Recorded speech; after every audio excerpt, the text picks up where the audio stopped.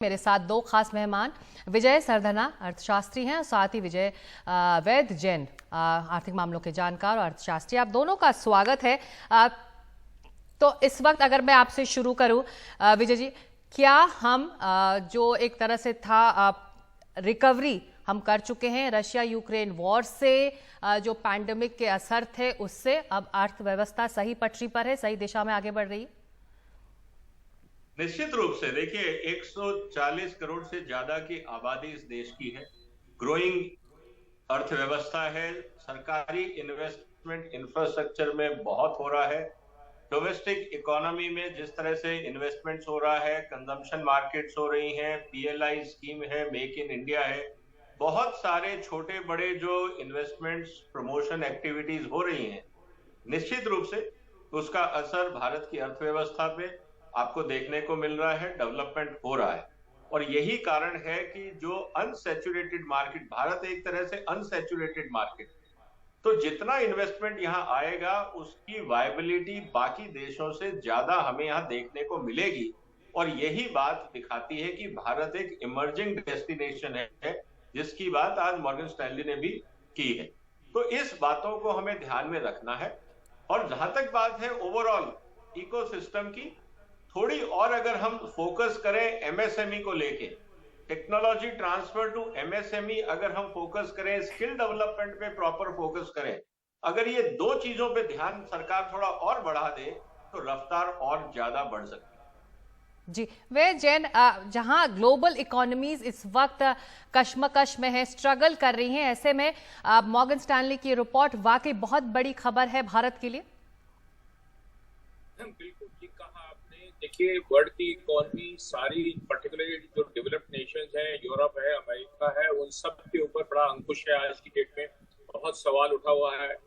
महंगाई जिस दर से बढ़ रही है, रेट ऑफ इंटरेस्ट अनप्रेसिडेंटेड है वहाँ पे, तो वहाँ की ग्रोथ के लिए बहुत बड़ी चैलेंज है। ये देखिए, इकोनॉमी में जब रेट ऑफ इंटरेस्ट बढ़ते हैं तो नेचुरली इकोनॉमिक ग्रोथ रुकती है, क्योंकि रेट ऑफ इंटरेस्ट लो होने से इकोनॉमिक एक्टिविटी बढ़ती है तो ग्रोथ ज्यादा तेज आती है। भारत ही एक ऐसा देश है जिसमें आज की डेट में ये लग रहा है कि जिस ढंग से आज की डेट में जो अर्थव्यवस्था खड़ी है और जो कोविड से बाहर निकल कर आई है, और 140 करोड़ देश की एक बहुत बड़ी जनता है जो सेल्फ कंजम्पशन की बहुत बड़ी डिमांड है इसके बारे में। और आज की डेट में जो पिछले 5 से 8 सालों में जो डेवलपमेंट हुई है, जो इंफ्रास्ट्रक्चर में इम्प्रूवमेंट हुई है, उसका जो सारा बेनिफिट है वो देश को मिलने वाला है। और उसी वजह से मॉर्गन स्टैनली ने इसकी जजमेंट लगाई है और ये अपना एस्टिमेट लगाया है कि जो ग्रोथ है इंडिया की वो सबसे ज्यादा होगी, और इसीलिए उन्होंने इसका वेट बढ़ाया है, ओवरवेट किया है।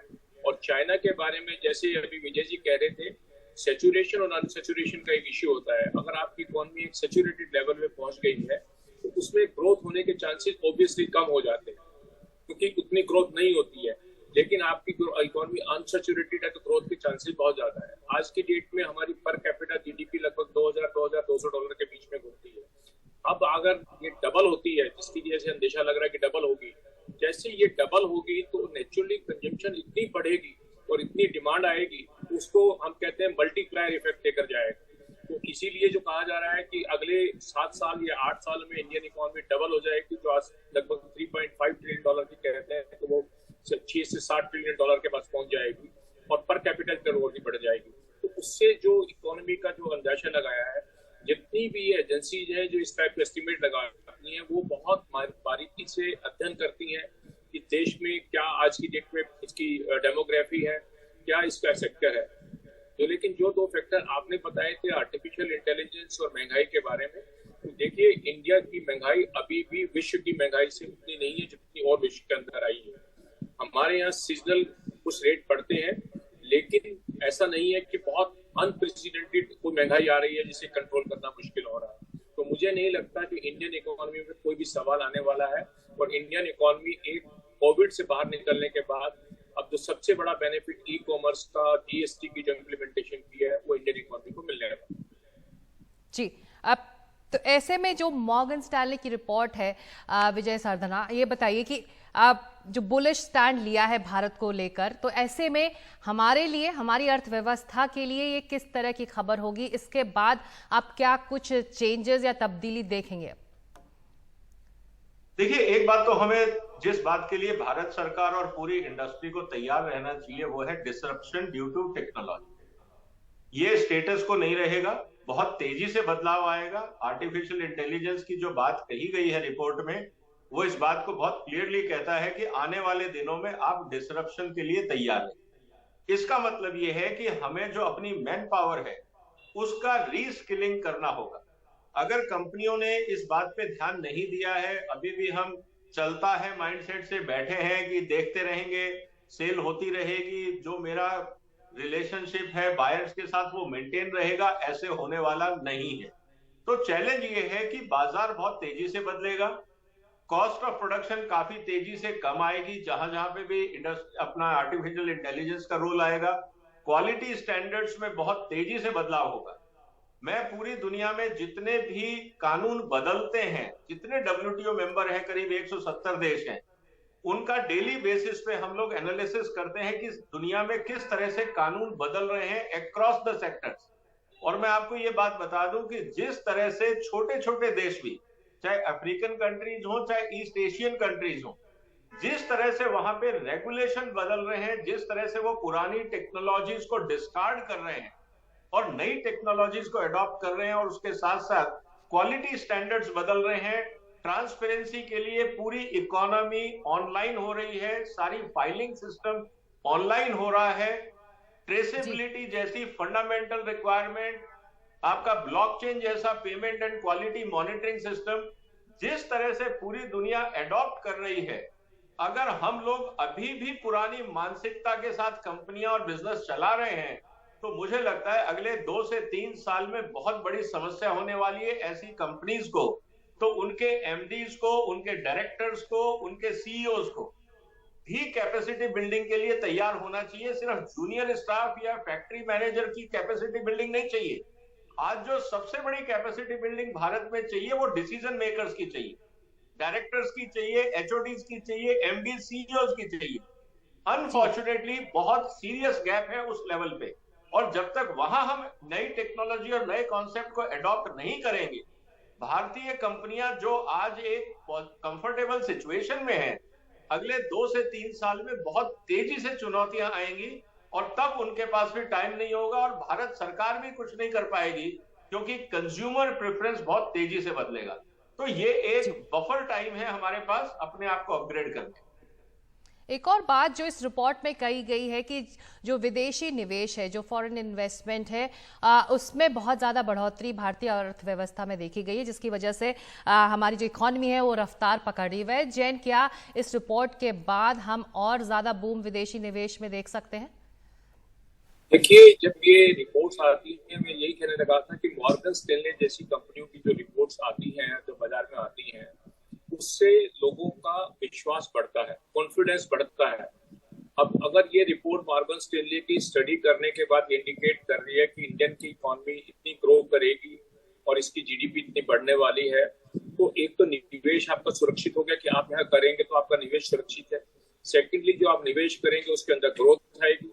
तीसरा, इंडिया की कंजम्पशन बढ़ेगी तो डिमांड आएगी उस प्रोडक्ट की, यहाँ पे निकलेगी। तो ये सब चीजें इस बात का इंडिकेशन करती हैं कि भारत के अंदर कॉन्फिडेंस का निवेश बढ़ेगा। लेकिन जो दूसरी बात अभी जो विजय जी कह रहे थे, मैं उसको थोड़ा सा और क्लैरिफाई करते हैं। मॉर्गन कहा कि हमारी इंडियन इंडस्ट्री को कोई चैलेंज आने वाला है। मॉर्गन स्टैनले ने कहा कि आर्टिफिशियल इंटेलिजेंस होने की वजह से आज की डेट में हमारा सबसे बड़ा जीडीपी में कंट्रीब्यूशन लगभग 55% का सर्विसेज सेक्टर से आता है। तो उनको कहना है कि अगर आर्टिफिशियल इंटेलिजेंस का यूज बढ़ेगा तो सर्विसेज सेक्टर की डिमांड कम हो सकती है, जो आज की डेट में हमारा सर्विसेज सेक्टर कंट्रीब्यूट करता है। लेकिन मेरा ऐसा मानना है, Indian youth English literate educated youth है, और जब डिजिटल इकोनॉमी जैसे जैसे कंप्यूटराइजेशन हुआ और इंटरनेट आया, ये आया, उससे इंडियन यूथ की सर्विसेज की डिमांड बढ़ी है। तो मेरा ऐसा मानना है कि आर्टिफिशियल इंटेलिजेंस आने के बाद भी इंडियन सर्विसेज की डिमांड बढ़ेगी और कोई चैलेंज नहीं आएगा। और इंडियन यूथ जो आज की डेट में अडेप्टेबिलिटी के लिए काफी, और इस रिपोर्ट में वैसे ने कहा भी गया है कि इस रिपोर्ट में जो आप बात कह रहे हैं, कहा भी गया है कि जो युवा भारत है, जो युवा वर्क फोर्स है, वो एक बड़ा एक तरह से कहें कि पुश है इस इकोनॉमी के लिए, और इसी वजह से इस तरह के नतीजे हम देख रहे हैं। नहीं, उसकी अडेप्टेबिलिटी है। इंडियन यूथ ऐसा नहीं है स्टेटिक है। जो हमारी जो इंडियन यूथ की जो डिजिटल और कंप्यूटराइजेशन और जो उसकी एजुकेशन और जो ट्रेनिंग है, वो ये जी। स्टैटिक नहीं है कि जो उसने आज लर्न कर लिया वो कल के लिए भी यूज करेगा। वो बहुत डायनेमिक है और उससे चेंज होती रहती है। तो जैसे जैसे आर्टिफिशियल इंटेलिजेंस का यूज बढ़ेगा, डेफिनेटली सर्विसेज सेक्टर की डिमांड जो अब बढ़ेगी। आर्टिफिशियल इंटेलिजेंस आपको मदद ये करेगा, जो आज आप काम कर रहे हैं शायद वो कल आपको नहीं करना पड़े। लेकिन इसका मतलब ये नहीं है कि सर्विसेज की, देखिए वर्ल्ड की अगर इकोनॉमी ओवरऑल ग्रोथ करती है तो नेचुरली डिमांड क्रिएट होती है। अगर इकोनॉमिक ग्रोथ होने का मतलब क्या है कि कंजम्पशन बढ़ रही है, लोगों की प्रोडक्शन बढ़ रही है और वो डिमांड आ रही है। जब डिमांड आएगी तो उसको सर्विसेज देने के लिए सर्विस ही चाहिए। तो मॉर्गन स्टैनले ने ये रेड फ्लैग लगाया है कि आर्टिफिशियल इंटेलिजेंस का सर्विसेज सेक्टर पे कितना प्रभाव पड़ेगा, वो एक क्वेश्चन हो सकता है इंडिया के लिए कि भाई क्या होगा। मेरा जवाब ये है कि इंडियन यूथ जो एजुकेटेड ट्रेनिंग है जो उसकी और उसकी अडेप्टेबिलिटी है टू न्यू चेंज और डायनेमिज्म है, वो उसको काउंटर करेगा और वो उसका जवाब आप देगा। कह रहे हैं कि जो युवा वर्क फोर्स है वो अडेप्ट कर लेगा और ये चिंता नहीं होनी चाहिए इस वक्त हमारी अर्थव्यवस्था के लिए कि वाकई आर्टिफिशियल इंटेलिजेंस कुछ ज़्यादा डिसरप्ट कर पाएगा। लेकिन ये बताइए कि विदेशी निवेश की हम बात कर रहे हैं और जो रफ्तार भारतीय अर्थव्यवस्था ने पकड़ी है उसकी बड़ी वजह एफडीआईज हैं, लेकिन साथ ही इस रिपोर्ट में ये भी कहा गया है कि जो विदेशी निवेशक चीन के हैं वो निकल कर बाहर आ रहे हैं। आप कह रहे हैं कि चीन का बाजार सैचुरेट हो चुका है और एक तरह से ये होना ही था वहां उस बाजार में, तो क्या जो वहां से विड्रॉल है वो कहीं ना कहीं इधर आएगा वो इन्वेस्टमेंट? देखिए, जियो पॉलिटिकल कंडीशन आज की डेट में इंडिया के फेवर है। लेकिन चाइना आज की डेट में डेवलप्ड नेशन यूरोप और अमेरिका के फेवरेट कंट्री नहीं है और पॉलिटिकल सिचुएशन भी निवेश का एक निर्देश देती है, डायरेक्शन देती है उसको। वो कंपल्शन आज की डेट में चाइना के अगेंस्ट है, हमारे फेवर में। तो सेकेंडली इंडिया में आज की डेट में हमारे यहाँ इंफ्रास्ट्रक्चर और जिस तरह की स्टेबिलिटी है आज की डेट में, तो निवेश करने का ज्यादा बेनिफिट है इसके बारे में। अभी चाइना को एडवांटेज क्या है कि आज की डेट में उन्होंने एक बहुत अच्छा इंफ्रास्ट्रक्चर क्रिएट किया हुआ है, लेकिन विश्व को डेवलप्ड नेशन को ये समझ आ गया है कि एक नेशन पे डिपेंड करना बहुत फ्यूचर के लिए रिस्की हो सकता है। आपने अभी भी देखा होगा कि जो अभी कोविड पीरियड में जो चैलेंजेस आए हैं, जो इसके बारे में जो बातें हो रही हैं कि प्रोडक्शन की जो डिपेंडेंस है जो बहुत सारी आइटम के बारे में, और इस वजह से बहुत सारी कंपनियां भी प्रोडक्शन नहीं कर पाई चाइना की वजह से। तो वहां पे एक सोच चल रही है कि एक सिंगल सप्लायर कंट्री के ऊपर डिपेंड करना ठीक नहीं होगा, इसलिए कोशिश हो रही है कि दूसरे कंट्री में उसी तरह की सुविधाएं क्रिएट की जाए और उसके लिए इंडिया आज एक आइडियल सिचुएशन में प्लेस किया हुआ है। तो इसीलिए मैं जो चाइना से निवेश निकल के नया निवेश जो चाइना में नहीं जाएगा वो इंडिया में आएगा। तो जियो पॉलिटिकल सिचुएशन दोनों इंडिया को फेवर है। तो फेवरेबल कंडीशंस बन रहे हैं। एक आखिरी सवाल, वक्त बहुत कम है, अगर मैं आपसे पूछूं विजय जी कि इस रिपोर्ट में कहा गया है कि लॉन्ग वेव बूम की शुरुआत है, जो हमारे भारत में जो मिडिल क्लास वर्क फोर्स है उनको अगर आप सरल भाषा में समझा सकें कि उनके लिए आने वाला भविष्य, उनके काम के लिए, उनके फ्यूचर के लिए कैसा होने वाला, अगर इस रिपोर्ट पर आगे बढ़ते हैं तो। मैं एक पॉइंट क्लैरिफाई कर दूं, जो जैन साहब ने कहा वो बहुत इंपॉर्टेंट है। देखिए, हम बात कर रहे हैं कि विदेशी निवेश चाइना से निकल के बाहर आ रहा है, ये सोचना गलत है। इनफैक्ट इस समय दुनिया में सबसे ज्यादा विदेशी निवेश चाइनीज कंपनी ही कर रही है।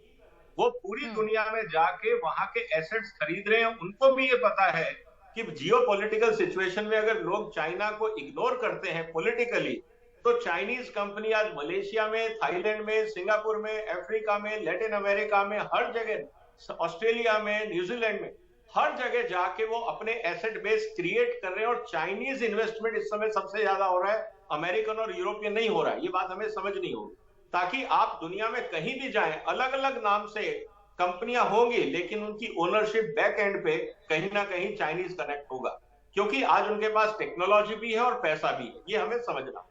दूसरा सवाल जो आपने कहा कि आने वाले समय में लॉन्ग टर्म ग्रोथ है, बिल्कुल है। 140 करोड़ के देश को कोई भी कंपनी नहीं छोड़ेगी आउटसाइड। लेकिन जो सबसे बड़ा चैलेंज हो रहा है भारत में भी, कि यहाँ पे टेक्निकली ओलिगोपोली या मोनोपोली टाइप सिचुएशन क्रिएट हो रही है, क्योंकि जिस तरह से टेक्नोलॉजिकल अपग्रेडेशन हो रहा है उसमें हमारी एमएसएमईज पीछे छूट रही हैं। इस बात को हमें समझना होगा। और मैन पावर की जहां तक बात है, पॉपुलेशन की बात है, उसको ये समझना होगा कि अगर आप अपने स्किल डेवलपमेंट नहीं जाएंगे, अगर आप जो कॉलेज में पढ़ा रहा है, अगर वो सोच के आप बाजार में जाओगे तो आप आउटडेटेड फ्रॉम डे वन हो, क्योंकि जो हमारे यहाँ एजुकेशन सिस्टम है वो टेक्निकली आज की बाजार और इंडस्ट्री की रिक्वायरमेंट से आउटडेटेड। हमें एकेडमिक्स के साथ साथ applied industrial application, applied science, applied technology पे जब तक हम हमारी मैन पावर तैयार नहीं करेंगे तो ये उम्मीद करना कि सब कुछ ठीक चलता रहेगा, पॉपुलेशन को जॉब मिल जाएगा। मैं आज आपको बता रहा हूं, we are looking for manpower. हम लोगों को बाजार में मैन पावर नहीं मिलता ऑन मॉडर्न टेक्नोलॉजी। आपको अकाउंटेंट मिल जाएंगे, low and low skill job मिल जाएगा, लेकिन जहां पे इंटेलेक्चुअल प्रॉपर्टी है, जहां पे स्किल सेट्स हैं, वहां पे पूरा का पूरा एरिया ड्राई है। आपको पीएचडीज मिल जाएंगे लेकिन माइंडसेट नहीं मिलता है। तो ये बहुत बड़ी चैलेंज है हिंदुस्तान के एजुकेशन सिस्टम की, और हम अगर कितनी भी अपनी तारीफ कर लें उससे सच्चाई नहीं छुपेगी। तो हमें अपने आप को, आप ये कह रहे हैं कि री इन्वेंट करना होगा वर्कफोर्स को, क्योंकि जो इकोनॉमिक इंडिकेटर्स हैं वो हमारे लिए फेवरेबल हैं, निवेश हमारे देश में आ रहा है, काम की कमी नहीं रहने वाली आने वाले दिनों में, भविष्य में, लेकिन री इन्वेंट स्किल्ड लेबर को जरूर करना होगा। बहुत शुक्रिया, इतना ही वक्त था इस चर्चा के लिए।